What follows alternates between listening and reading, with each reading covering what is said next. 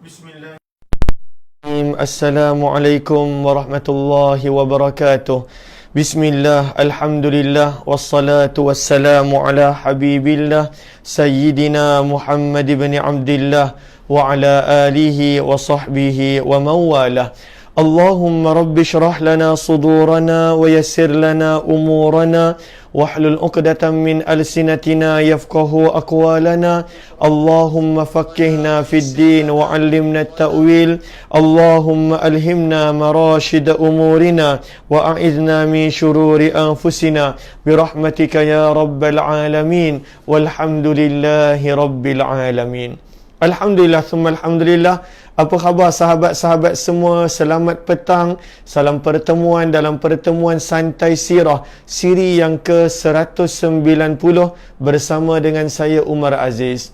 Lalu pada hari ini kita nak sambung berkenaan dengan bagaimana orang-orang Quraisy Mekah mereka masuk Islam beramai-ramai setelah daripada pembukaan kota Mekah tanpa ada sebarang paksaan daripada baginda, namun dengan kerelaan hati dan jiwa mereka masuk Islam. Dan inilah kisah mereka. Sebelum kita mula, apa kata kita perbetulkan dahulu niat. Moga-moga pertemuan kita adalah kerana Allah Subhanahu wa ta'ala. Nawaitu ta'alluma wa ta'lim wa tadhakkura wa tadhkir wa naf'a wal intifa' wal ifadata wal istifada wal hatha ala tamassuki bi kitabillah wa sunnati rasulillah sallallahu alaihi wasallam wa du'ai ila al huda wa dalalati ala al khair ibtigha'a wajhillah wa mardatihi wa qurbih wa thawabih. Amin amin ya rabbal alamin.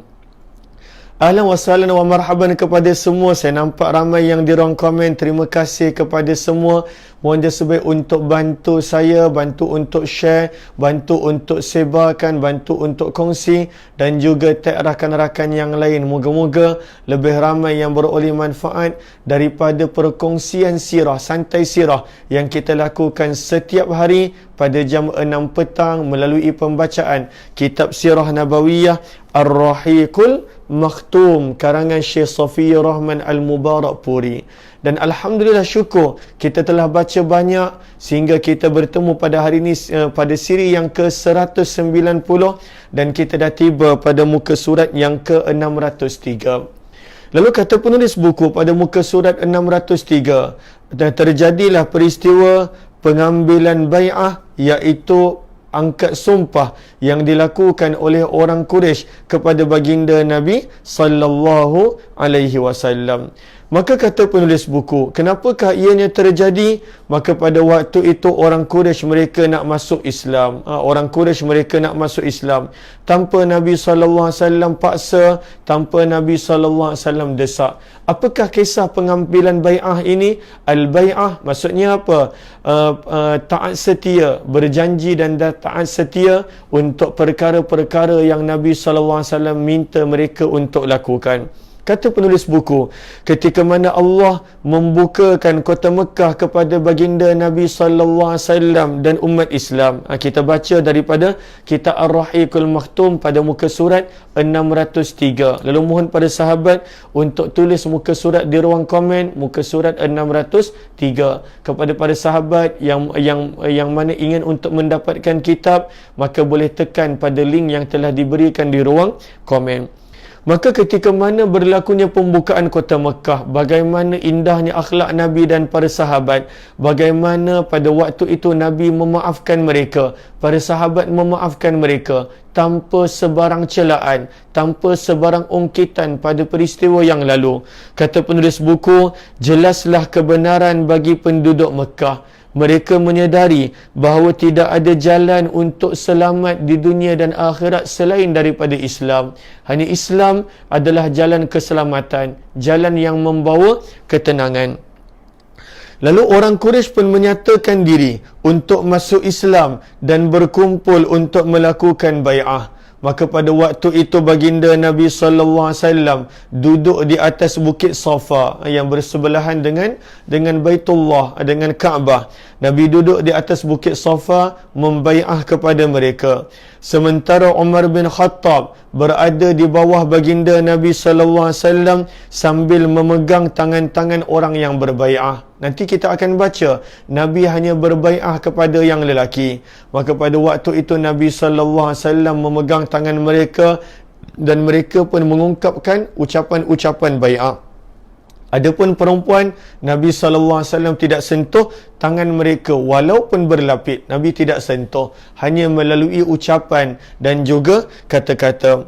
Maka pada waktu itu semua orang-orang Quraisy yang masuk Islam yang lelaki, mereka berbai'ah kepada Nabi SAW ala sam'i, untuk mendengar kata-kata baginda, wa ta'ah, dan untuk mentaati baginda, mengikut kesanggupan mereka. Mereka akan buat terbaik, mereka akan mentaati dan mendengar akan apa jua yang disuruh oleh Nabi SAW.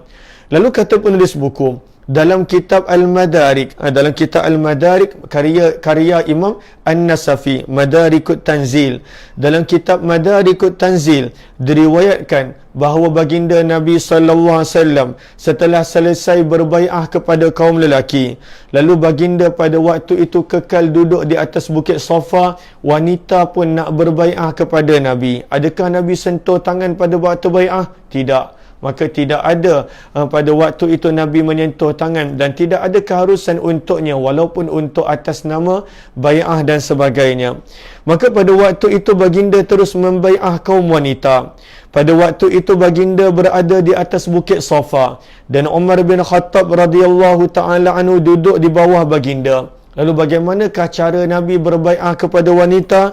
Maka pada waktu itu, kata penulis buku, Umar berbai'ah kepada wanita atas perintah Rasulullah dengan menyampaikan kepada mereka apa sahaja yang dikatakan oleh Rasulullah. Nabi SAW berkata, Umar radhiyallahu ta'ala anhu dengan suara yang tinggi memaklumkan kepada para wanita apakah bai'ah yang patut mereka ikrarkan, yang patut mereka janji, yang patut mereka ungkapkan, yang mana mereka akan taati. Maka Nabi berkata, Umar bin Khattab menjadi Nabi punya mukabbir, Nabi punya penyampai suara, muballighus saut, Nabi SAW punya penyampai suara. Kata penulis buku, waktu itu datanglah Hindun binti Utbah. Siapakah Hindun binti Utbah? Isteri kepada Abu Sufyan. Orang yang mana telah membelah dada Hamzah dan memakan isi hati Hamzah. Namun dalam masa yang sama, dia adalah mak tiri kepada Ummu Habibah, isteri Nabi SAW. Bererti dia adalah ibu mertua tiri Nabi SAW. Maka Hindun binti Utbah datang. Dia datang sembunyi-sembunyi. Dia datang sorok-sorok. Dia khawatir Nabi SAW nampak dia. Kata penulis buku, maka pada waktu itu muncullah Hindun binti Utbah. Hindun binti Utbah, dia sebenarnya marah sangat dengan Nabi sebab ayah dia terbunuh pada perang Badar. Anak lelakinya Hanzalah pun terbunuh. Sebab itu dia lakukan apa yang dia lakukan terhadap Nabi SAW dan Hamzah, pakcik Nabi SAW. Maka pada waktu itu muncullah Hindun binti Utbah, isteri kepada Abu Sufyan. Abu Sufyan dah masuk Islam, dia masih lagi belum masuk Islam pada waktu itu. Maka pada waktu itu, kenapa dia bersembunyi? Kerana peristiwa yang terjadi terhadap Hamzah, kata penulis buku. Maka pada waktu itu, apakah yang Nabi SAW buat untuk berbai'ah kepada kaum wanita? Maka Nabi SAW bersabda, ku bai'ah kamu untuk tidak menyekutukan Allah dengan sesuatu apapun. Maka berjanjilah yang kamu tidak akan mensyirikkan Allah, menyekutukan Allah. Lantas Umar berbai'ah mereka untuk tidak menyekutukan Allah dengan sesuatu apapun. Maka itu yang pertama. Bagaimana Nabi SAW bersabda, ubayi'kunna ala alla tusyrikna billahi syai'a. Umar bin Khattab sampaikan Nabi SAW punya suara kerana mereka ramai pada waktu itu. Nabi SAW meminta bai'ah kepada kamu agar kamu tidak menyekutu dan mensyirikkan Allah dengan sesuatu. Maka pada waktu itu semua mereka terima. Itu yang pertama. Kemudian baginda Nabi sallallahu alaihi wasallam bersabda, yang kedua, wala tasriqna, dan janganlah kamu mencuri. Yang kedua, yang pertama jangan mensyirikkan Allah. Yang kedua jangan mencuri. Pada waktu itu terdengar suara yang mana dia sorokkan wajahnya, tetapi dia menjawab, yang mana kita akan nampak sebenarnya itu adalah Hindun. Kata penulis buku, pada saat itulah Hindun bertanya, apa sesungguhnya Abu Sufyan adalah orang yang kedekut. Sebab Nabi SAW kata lepas ni berjanji jangan mencuri. Dia nak masuk Islam, tetapi dia rasa dia khawatir bagaimana dia tak mencuri sebab suami dia kedekut, Abu Sufyan. Dia terpaksa ambil sendiri duit daripada milik suami dia. Maka pada waktu itu Hindun bertanya, sesungguhnya Abu Sufyan adalah seorang yang kedekut. Bagaimana jika aku mengambil sedikit daripada harta Abu Sufyan? Maka Abu Sufyan membalas, apa yang engkau ambil, maka itu halal bagimu. Abu Sufyan merasa malu sebab Abu Sufyan pun ada pada waktu itu. Umar bin Khattab di bawah Nabi dan juga Abu Sufyan. Maka bila Nabi letakkan perjanjian yang kedua, bai'ah yang kedua, jangan mencuri, maka terdengarlah suara, bagaimana dengan Abu Sufyan kalaulah dia kedekut dan pada waktu itu aku terpaksa ambil. Maka bila Nabi dengar suara itu, Nabi kenal ini adalah Hindun. Maka pada waktu itu Abu Sufyan menjawab, apa yang engkau ambil adalah halal. Tidak dikira sebagai mencuri.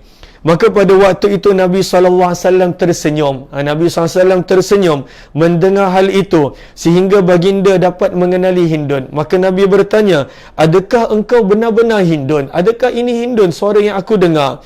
Maka Hindun menjawab, ya, wahai Rasulullah, ampunkanlah segala kesalahanku yang telah berlalu. Wahai Nabi Allah, nescaya Allah akan mengampunimu pula. Hindun, dia telah menyesal bagaimana kita nampak orang yang mana dia sangat marah pada Nabi, dendam pada Nabi selepas daripada peristiwa Badar. Bila dia nampak akhlak Nabi pada waktu pembukaan kota Mekah, Nabi SAW muliakan rumah dia dan Abu Sufyan untuk sesiapa masuk di situ mendapat aman, padahal dia merupakan antara musuh Nabi. Bagaimana Nabi tidak menghukum mereka, bahkan tidak mencela atas perbuatan mereka. Maka pada waktu itu runtuhlah tembok ego dia, hasad dia, marah dia.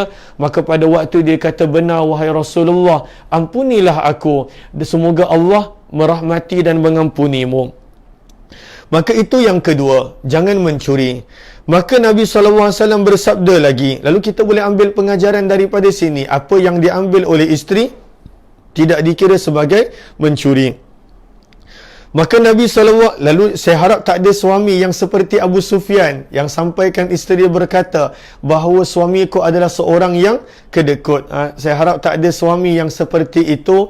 Tetapi berjimat ya mungkin, lagi-lagi dalam keadaan yang mana dengan apa ujian dan sebagainya, berjimat mungkin. Tapi harap tak ada suami seperti Abu Sufyan yang mana isteri ni sampai berkata memang dia kedekut wahai Rasulullah.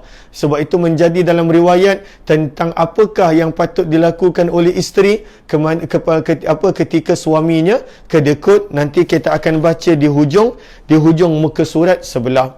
Maka pada waktu itu Nabi SAW berkata yang ketiga. Maka Nabi SAW bersabda lagi bahawa para wanita tidak boleh berzina. Maka Hindun pun terkejut kerana itu bukan perkara yang dilakukan oleh wanita-wanita Quraisy. Maka waktu Hindun berkata, maka Hindun menyela, adakah boleh wanita yang merdeka berzina? Kami tak faham wahai Rasulullah. Tetapi dia pun terima. Lalu setiap apa yang Nabi kata, dia sampuk, dia jawab. Sebab dia pun adalah ibu mertua tiri Nabi SAW yang Nabi sangat hormat. Kemudian Nabi SAW bersabda lagi, yang keempat, bahawa kamu hendaklah berjanji, berbai'ah untuk tidak membunuh anak-anak. Jangan membunuh anak-anak. Maka Hindun menyela lagi, dia menjawab lagi, dia balas lagi, secara spontan, bukan untuk merendahkan martabat Nabi. Dia menjawab secara spontan. Maka dia berkata, Rabbainahum sighara wa qataltumuhum kibara. kami tak membunuh anak kami wahai Rasulullah, bahkan kami mengasuh mereka sewaktu kecil, lalu ketika mana mereka besar engkaulah yang telah bunuh. Spontan, bukanlah maksud dia merendahkan Nabi, tidak. Sebab Nabi berkata jangan bunuh anak-anak kamu, jangan bunuh anak. Maka waktu itu dia pun berkata, kami tak pernah bunuh, kami bela, kami jaga, kami pelihara anak kami waktu kecil, tapi waktu dia besar kamu yang bunuh. Kenapa Hindun berkata begitu? Kata penulis buku, sebagaimana telah diketahui bahawa anak Hindun yang bernama Hanzalah binti Abi Sufyan telah terbunuh pada waktu Badar. Pada waktu Badar anak dia telah terbunuh. Mendengar ucapan Hindun itu, Umar bin Khattab dia punya geli hati, dia punya kelakar. Mendengar apa Nabi cakap, Hindun jawab. Apa Nabi kata, Hindun jawab. Bukan dengan niat untuk merendahkan, tapi memang sikap dia begitu. Dia seorang yang banyak berkata. Sebab itu kita dah pernah baca pada muka surat, kita pernah baca pada muka surat 594, ketika mana Abu Sufyan masuk ke kota Mekah sebelum tentera Islam masuk. Pada waktu itu Abu Sufyan berkata, siapa masuk ke dalam rumah Abu Sufyan dia selamat. Tak ada orang yang bantah. Yang bantah hanya isteri dia, Hindun binti Utbah, yang mana pada waktu itu Hindun binti Utbah tidak bersetuju. Bahkan dia kata, wahai orang Quraisy, bunuhlah orang yang bertubuh besar ini, iaitu Abu Sufyan. Apa dia cakap? Kenapa tak nak perang? Bunuhlah orang yang bertubuh besar. Memang sikap Hindun begitu. Maka sebab itu Umar bin Khattab dia merasa sangat kelakar dan juga sangat geli hati. Maka kata penulis buku, Umar bin Khattab ketawa sehingga badannya terlentang sampai terbaring. Sementara Nabi SAW hanya tersenyum. Kerana Nabi tidak pernah ketawa berdekah-dekah, Nabi SAW hanya senyum. Geli hati Umar bin Khattab melihat akan setiap jawapan Hindun binti Utbah. Maka pada waktu itu Nabi bersabda lagi bahawa mereka juga tidak akan membuat kedustaan. Jangan berdusta, wahai wanita, jangan berdusta. Kali ini Hindun menyela juga, demi Allah, pembohongan, kedustaan adalah perkara yang amat buruk. Sementara engkau tidak menyuruh kami kecuali kepada petunjuk dan akhlak mulia.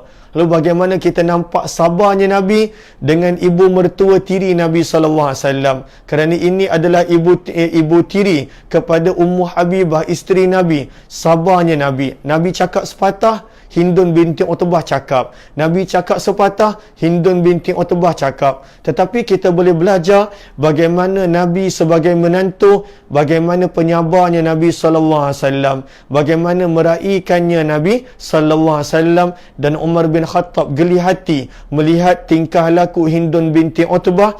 Dan pada waktu ini kita boleh belajar juga akhlak menjadi menantu, yang mana jika adalah ibu mertua seperti Hindun binti Utbah, kita baru cakap satu huruf, dia dah cakap satu muka surat. Kita baru cakap satu muka surat, dia dah khatamkan kitab. Maka apa kena buat? Jadilah seperti Nabi SAW, yang mana kita nampak Nabi SAW hanya senyum. Setiap patah Nabi kata, dia jawab. Setiap patah Nabi kata, dia jawab. Lalu inilah sikap Hindun, yang mana kita nampak Abu Sufyan yang merupakan ketua Mekah pun tidak berani dengan isteri dia. Maka daripada sinilah kita nampak tentang Hindun. Cumanya sahabat-sahabat para ibu, janganlah menjadi seperti itu, menjadi seperti Hindun binti Utbah, yang mana banyak berkata-kata dan sebagainya. Tetapi itu sikap semula jadi dia. Nabi faham, semua orang faham, dan Nabi SAW meraihkannya. Maka pada waktu itu apa Nabi cakap? Dia jawab. Seterusnya Nabi memberi bai'ah terakhir bahawa mereka juga tidak akan menderhakaiku dalam perkara yang baik. Apa yang aku suruh, jangan menderhakaiku. Hindun balas lagi. Maka apa Hindun kata? Demi Allah, kami tidak akan duduk dekat sofa ini wahai Muhammad jika dalam relung hati kami ada niat untuk menderhakai engkau. Dia kata, wahai Rasulullah, memang sebab itu kami duduk kat sini. Kalaulah bukan kerana nak mentaati engkau, kami tak akan duduk kat sini. Itu pun dia memberi jawapan kepada bai'ah Nabi sallallahu alaihi wasallam. Kemudian kata penulis buku, Hindun benar-benar masuk Islam. Kata penulis buku, selepas itu Hindun kembali ke rumah dia. Lalu dia masuk ke rumah dia merobohkan berhala di rumahnya sambil berkata kepada berhala yang dipecahkan. Sebab orang Quraisy, mereka ada berhala dekat Kaabah, mereka ada berhala dekat Musyallal, mereka ada berhala kat banyak tempat, bahkan dalam rumah pun ada berhala. Dia terus balik rumah, dia pecahkan berhalanya dan dia berkata, dulu aku terpedaya denganmu wahai berhala. Dulu aku terpedaya denganmu wahai berhala.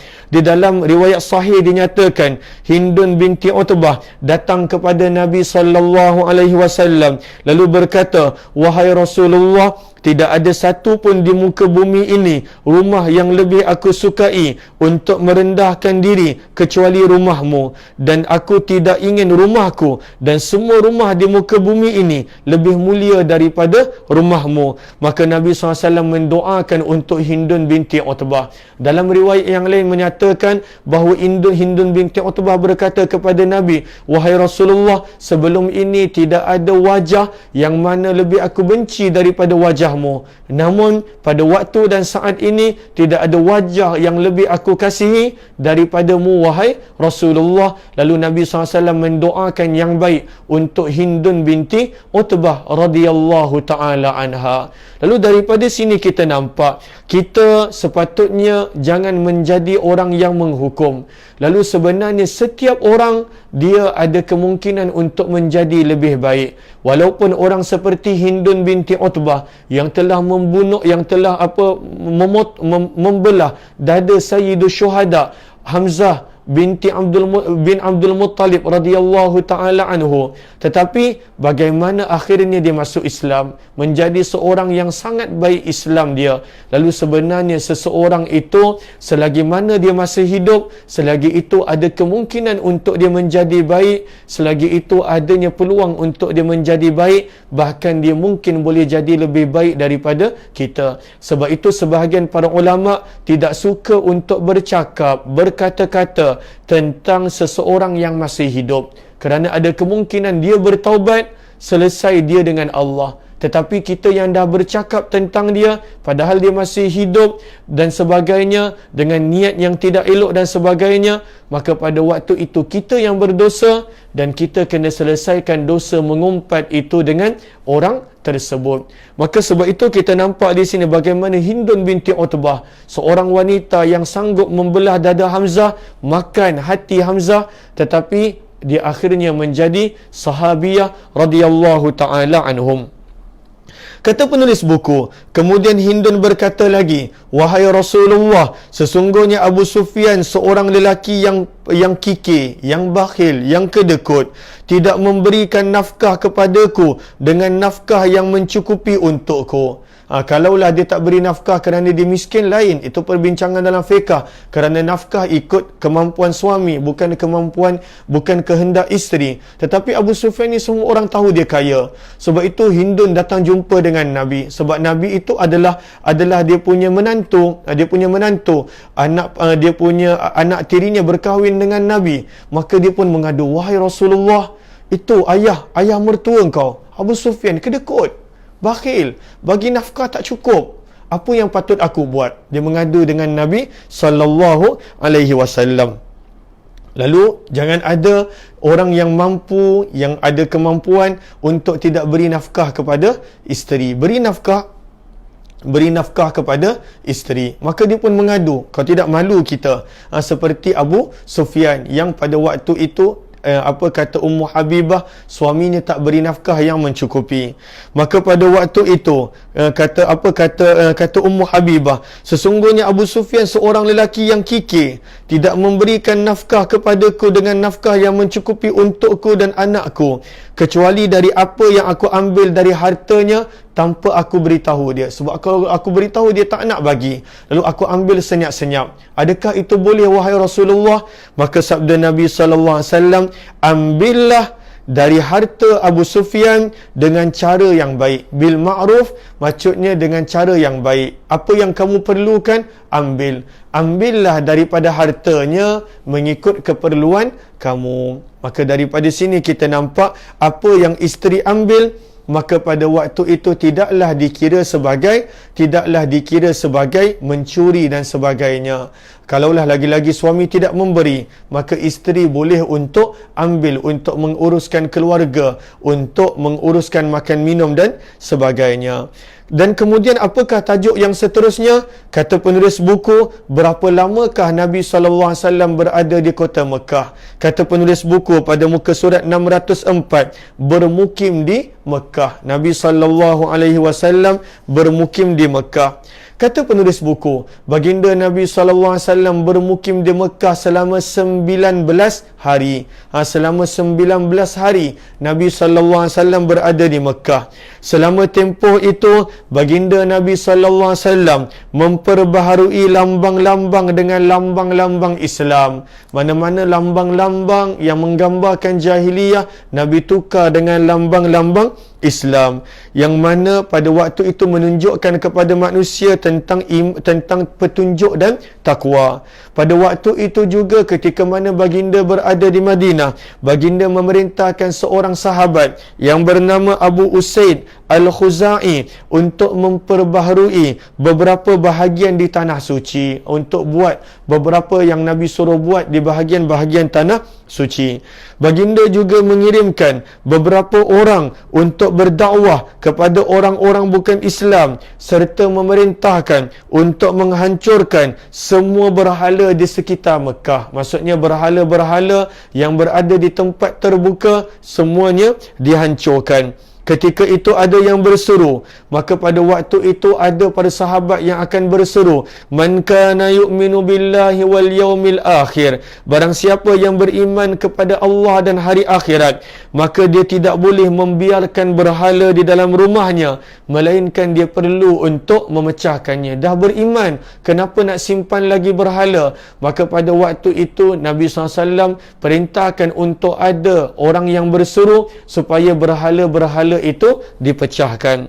Kata penulis buku, ketika mana Nabi berada di Mekah selama 19 hari yang kita baru baca tadi, Nabi SAW ada menghantar saraya, rombongan-rombongan tentera, pasukan-pasukan tentera, dan juga bu'uth, jemaah-jemaah, dan juga kumpulan-kumpulan. Saraya dan bu'uth maknanya lebih kurang sama, iaitulah kumpulan, jemaah, pasukan, sokadron, ekspedisi ketenteraan yang Nabi tidak turut bersama. Kalaulah Nabi ikut, dipanggil ghazwah. Kalau Nabi tidak ikut, dipanggil saraya ataupun bu'uth.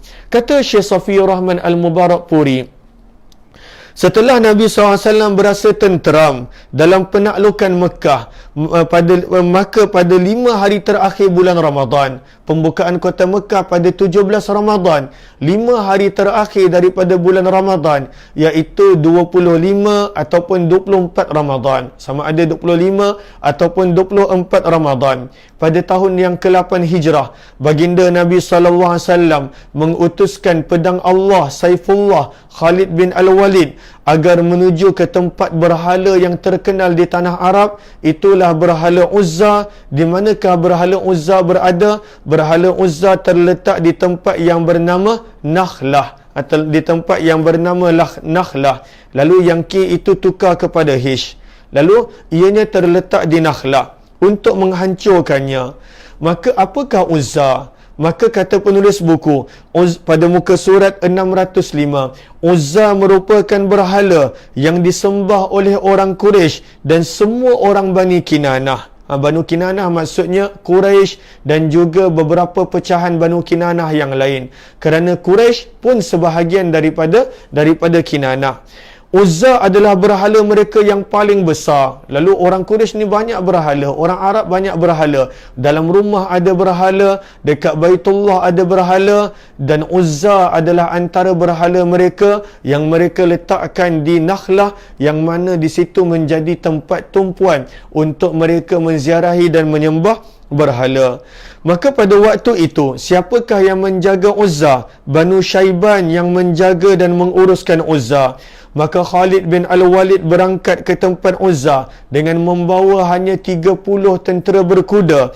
Apabila sampai di sana, mereka terus menghancurkan Uzza. Setelah itu dia kembali berjumpa dengan Nabi. Nabi SAW bertanya, "Hal ra'aita syai'a?" Adakah engkau melihat sesuatu ketika mana engkau menghancurkan Uzza? Maka Khalid berkata, "Tidak wahai Rasulullah, kami hancurkan dan pada waktu itu tidak ada apa-apa yang berlaku." Maka Nabi SAW bersabda, "Bererti engkau belum menghancurkan Uzza yang sebenar. Itulah syaitan yang berada padanya. Kembalilah ke sana dan hancurkanlah Uzza." Maka Khalid bin Al-Walid kembali ke Nakhlah dalam keadaan marah dan dalam keadaan pedang terhunus. Di sana Khalid bin Al-Walid dihampiri oleh satu jelmaan berbentuk seorang wanita dalam berwarna hitam, dalam keadaan tidak berpakaian dan dalam keadaan rambutnya terurai. Maka Khalid bin Walid nampak dekat tapak itu ada wanita tersebut, sehingga petugas yang menjaga Uzza bersorak-sorak untuk wanita tersebut.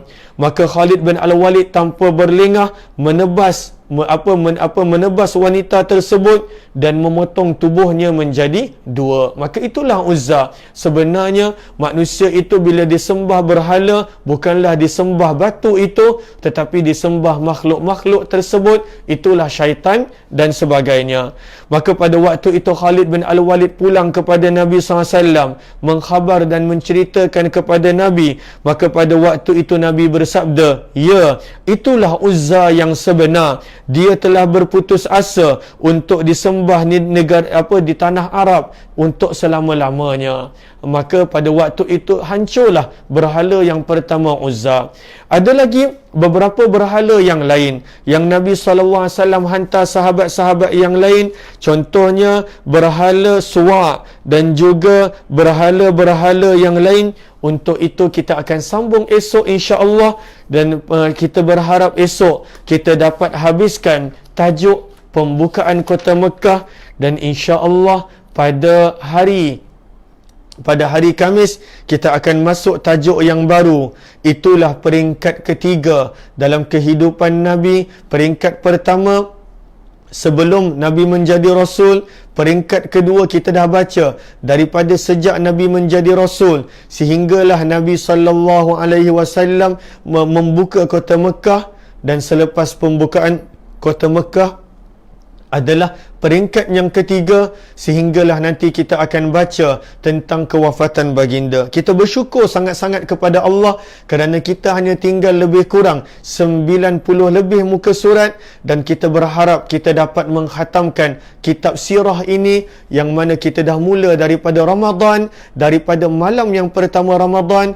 Alhamdulillah, Allah permudahkan untuk hingga ke sini, dan moga-moga Allah permudahkan hingga ke akhir kitab insya-Allah. Terima kasih kepada semua para sahabat yang bersama. InsyaAllah kita jumpa esok pagi jam 8 pagi dalam pertemuan Hayati Quran. Kepada yang kali pertama join, jemput untuk join grup Telegram Kuliah UMAR, Kuliah Umar Aziz.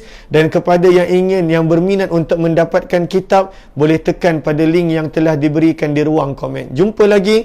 Wabillahi taufiq wal hidayah. Assalamualaikum warahmatullahi wabarakatuh. Jazakumullahu khairah. Terima kasih semua.